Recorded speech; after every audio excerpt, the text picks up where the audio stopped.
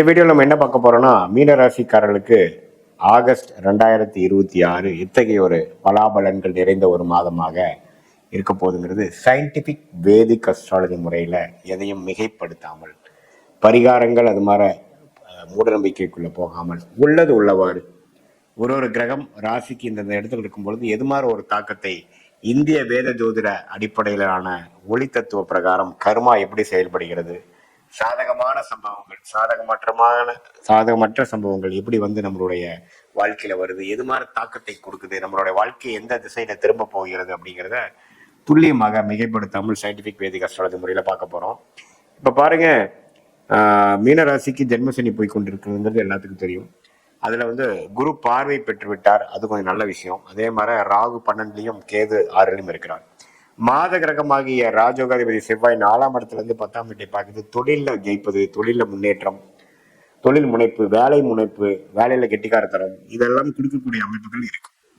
எப்பவுமே ஒரு ராஜோகாதிபதி கிரகம் 10ஆம் இடத்துக்கு சம்மந்தப்படும் பொழுது உத்வேகமாக செயல்படுவோம், நல்லா முயற்சி எடுப்போம், எல்லாமே ஓரளவுக்கு சாதகமா இருக்கும். ஸோ மாதம் முழுவதும், ஆகஸ்ட் மாதம் முழுவதும் செவ்வாய் 4 இருக்கிறது நல்ல ஒரு அமைப்பு, அதை நீங்க தெரிஞ்சுக்கணும்.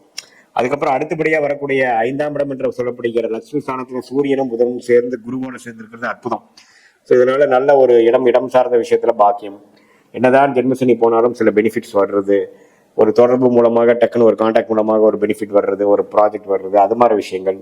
அதே சமயத்துல நம்ம இடம் சார்ந்த விஷயங்கள், சுப விஷயங்கள், இதெல்லாமே கொஞ்சம் அஸ்தமசனி ஜென்மசனியா இருந்தாலும் சில இதெல்லாம் கொஞ்சம் பாசிட்டிவா தான் நடக்குதுங்கிற மாதிரி சில பாசிட்டிவான அமைப்புகள் கண்டிப்பாக உண்டு. லாபங்கள் பெறக்கூடிய அமைப்பு, இது வரைக்கும் நம்ம செய்த ஒர்க்குக்கு ஒரு நல்ல ப்ராஃபிட்டு, நல்ல ஒரு பெனிஃபிட், ப்ரமோஷனு. என்ன கொஞ்சம் ஜென்மசனியில வேலையும் ஸ்ட்ரெஸ்ஸும் அதிகமா இருக்கு, பட் இருந்தாலும் நம்ம சமாளிச்சு நான் போய்ட்டேன் அப்படிங்கிற மாதிரி ஒரு நல்ல அமைப்பை கொடுக்குது. ஏன்னா எப்பவுமே சனி ராசிக்குள்ள வரும் பொழுது மைண்டு பார்த்தீங்கன்னா ஓவர் ஒர்க் பண்ண வேண்டியதா இருக்கும், இப்படி ரொம்ப கஷ்டப்பட வேண்டியதா இருக்கும், ஒரு ஹோப் இல்லாத மாதிரி இருக்கும். ஆனாலும் உங்களுக்கு இந்த மாதிரி சாதகமான அமைப்புகள் ஆகஸ்ட் மாசம் இருக்கிறதுனால ஓரளவுக்கு நம்ம கோப்ப பண்ணிக்கலாம், ஓரளவுக்கு நம்ம ஸ்ட்ரெஸ்ஸை மேனேஜ் பண்ணிக்கலாங்கிற அளவுக்கு நல்ல பாசிட்டிவான ஒரு சப்போர்ட் நிறைந்த ஒரு தாக்கங்கள் இருக்கதான் செய்கிறது. ஸோ இதுதான் நீங்க தெரிஞ்சுக்கக்கூடிய அமைப்புகள். அதே மாதிரி மற்ற கிரகம் பாருங்க, சுக்கிரன் ராசிக்கு 7ஆம் இடத்துல இருந்து ராசியை பார்க்கிறார், ஆனா சனி செவ்வாயால் பார்க்கப்படுகிறார். ஸோ அதனால அந்த நட்பு விஷயத்துல, பெண்கள் விஷயத்துல கொஞ்சம் கேர்ஃபுல்லா இருக்கணும். அந்த காதல் அது மாதிரி விஷயத்துல பாத்தீங்கன்னா திடீர்னு ஒரு சில பிரச்சனைகள் வரக்கூடிய அமைப்புகள், கள்ளக்காதல் விஷயங்கள், கலப்பு காதல் விஷயங்கள்லாம் கொஞ்சம் நடக்கக்கூடிய அமைப்புகள்லாம் இருக்கு. ஸோ இதெல்லாம் கொஞ்சம் நீங்க கொஞ்சம் கவனமா இருந்து அது உங்க வாழ்க்கையை எந்த அளவுக்கு பாதிக்குங்கிறத தெரிந்து கொண்டு நீங்க நடக்கணும். ஏன்னா சுக்கிரன் 7ஆம் இடத்துல இருக்கும்போது, அது சனி செவ்வாய் பார்வை பெறும் பொழுது கொஞ்சம் ரிஸ்கான விஷயங்கள், இது மாதிரி எதிர்பாலினத்தினோட டீல் பண்றப்போ கொஞ்சம் கேர்ஃபுல்லா இருங்க. மற்றபடி பார்த்தீங்கன்னா மற்ற கிரக அமைப்பெல்லாம் கொஞ்சம் நல்லா தான் இருக்கு. ஜென்மசனி தாக்கத்தில் இருக்கக்கூடிய நீங்கள் ஓரளவுக்கு சமாளிக்கக்கூடிய ஒரு மாதமாக, ஓரளவுக்கு பெரிய பாதிப்பு இல்லாமல், உத்வேகம் குறையாமல் வரக்கூடிய ஒரு மாதமாக இந்த ஆகஸ்ட் மாதம் வருது. மாணவர்கள் பார்த்தீங்கன்னா கொஞ்சம் நல்லா ஹார்ட் ஒர்க் பண்ணி படிக்க வேண்டியதாக இருக்கும், லாங் ஹவர்ஸ் படிக்க வேண்டியதாக இருக்கும். அப்பப்போ அவங்க பண்ணுற சில தவறுகளுக்காக திட்டு வாங்குறது, பிரச்சனை ஆகுறது, ஸ்கூலில் கொஞ்சம் பிரச்சனை ஆகுறது, அது மாதிரி விஷயங்கள்லாம் கொஞ்சம் இருக்கும். அதே மாதிரி கொஞ்சம் நடுத்தர வயதினர்கள்லாம் பார்த்தீங்கன்னா ஒரு எக்ஸாம் ப்ரிப்பேர் பண்ணுறாங்க, ஒரு ஜாபுக்கு பண்ணுறாங்கன்னா முதல் படியே அது சக்ஸஸ் வராமல் ஒரு 2-3 படி போய் தான் வரக்கூடிய அமைப்புகள் கொஞ்சம் கொடுக்கும். அதே மாதிரி நடுத்தர வயதினர் வியாபாரம் அது மாதிரி இருக்கிறவங்களுக்கும் பார்த்தீங்கன்னா ஒரு டைமும் மனக்கலக்கத்தை கொடுக்குற மாதிரி சில விஷயங்கள் தான் அப்புறம் ஓரளவுக்கு பாசிட்டிவாக நடக்கும். அதே மாதிரி மூத்த குடிமகன்கள், சீனியர் சிட்டிசன்ஸ்க்கெலாம் பார்த்தீங்கன்னா கொஞ்சம் உடம்பு உபாதைகள் அது மாதிரி விஷயங்கள்லாம் போகிற மாதிரி இருக்கும். ஸோ பொதுவாக ஓரளவுக்கு குருவின் பார்வை ஜென்மசனிக்கு இருக்கக்கூடிய அமைப்புக்கு வந்தனால சாதகமான சில கிரகங்கள் இருக்கிறதுனால மீனராசிக்காரங்க நம்ம பயப்பட வேண்டிய அவசியம் இல்லை. ஓரளவுக்கு சாதகமான அமைப்பு தான் இருக்குது, நீங்கள் சமாளித்து வந்து விடுவீர்கள் என்றது தான் காட்டுதுங்கிறது நம்ம தெரிஞ்சுக்கிறோம். இது ஒரு பொதுவான பலனை தவிர உங்களுடைய ஜென்ம ஜாதகத்தில் பிறந்த தேதி, பிறந்த நேரம், பிறந்த உரை வைத்து திருக்கணித பஞ்சாங்கத்தில் ஜாதகத்தை போட்டு அதில் நம்ம பார்க்கும் பொழுது சயின்டிஃபிக் வேதிக் அஸ்ட்ராலஜி முறையில் துல்லியமாக பார்க்கலாம்.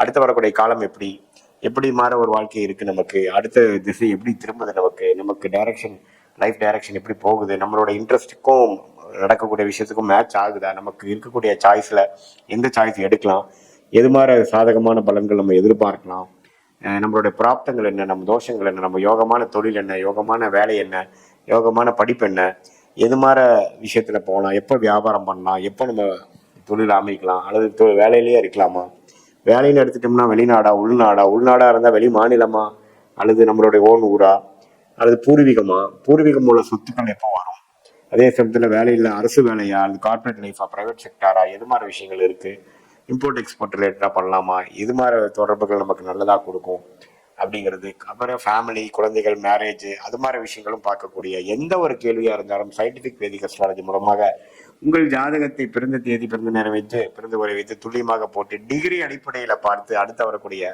காம்பினேஷன்ஸ் எப்படி ஒருவருக்கு இருக்கும், எந்த மாதிரி காம்பினேஷன்ஸ்ல இருக்காங்க, அது எந்த கர்மாவை கொடுக்கும், எது உங்களுக்கு சாதகமா இருக்கு, எதை நீங்க எதிர்பார்க்கலாம், திட்டமிட்டு தேவையில்லாத மன உளைச்சல் இல்லாமல் நீங்க பண்ண வேண்டிய விஷயத்தை சரியாக திட்டமிட்டு அதுக்கு தகுந்த மாதிரி வாழ்க்கையை நீங்க படிப்படியாக நீங்கள் ஒன்னொன்னா நீங்க ப்ரொசீட் பண்ணும் பொழுது கண்டிப்பாக எதிர்நீச்சல் போடாமல் தேவையான தவறுகள் தேவையற்ற விஷயங்கள் செய்யாமல் ஓரளவுக்கு நம்மளுடைய கர்மாக்கு நிகரான, நமக்கு பிராப்தங்களுக்கு நிகரான செயல் திட்டங்களை செய்து அந்த நேரம் வருவதைக்கு பொறுமையாக இருந்து காரியங்கள் ஒன்னொன்னாக சாய்த்து நம்மளுடைய வெற்றி பாதையில பொறுமையாக நிதானமாக போய் நம்மளால ஜெயிக்க முடியும்.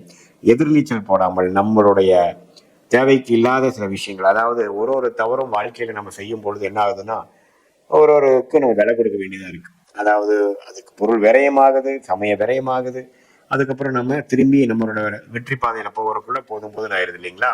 ஸோ அதனால உங்களுடைய டைம் எப்படி இருக்கு, நம்மளுடைய பிராப்தங்கள் என்ன இருக்குன்னு முதல்ல தெரிந்து அதுக்கு தகுந்த மாதிரி சாய்ஸ் நம்ம போயிட்டோம்னா தேவையற்ற விரயங்கள், தேவையற்ற தவறான முடிவுகளுக்கு அதனால வரக்கூடிய பாதிப்புகளை நாம் தவிர்த்து வாழ்க்கையில நம்மளுடைய கர்மா எப்படி இருக்கு, நமக்கு யோகமான ஒரு ரூட் என்ன, சயின்டிபிக் வேதிக் அஸ்ட்ராலஜி என்ன சொல்லுது, நம்மளுடைய லக்னம் எப்படி இருக்கு, ராசி எப்படி இருக்கு, தசா புக்தி அந்தர சூக்ஷமங்கள் எப்படி இருக்கு, தசநாதன் புக்திநாதன் இப்ப நம்ம சொன்ன கோச்சார பொது பலன்ல எப்படி வருதுங்கிறது ரெண்டையும் சேர்த்து வைத்து தசா புக்திகளும் அதே மாதிரி கோச்சார அமைப்புகளும் சேர்த்து வைத்து பார்க்கும் பொழுது இன்னுமே துல்லியமான பலன்கள் நம்ம எடுக்க முடியும். அது மூலமாக நமக்கு கிளாரிட்டி வரும்.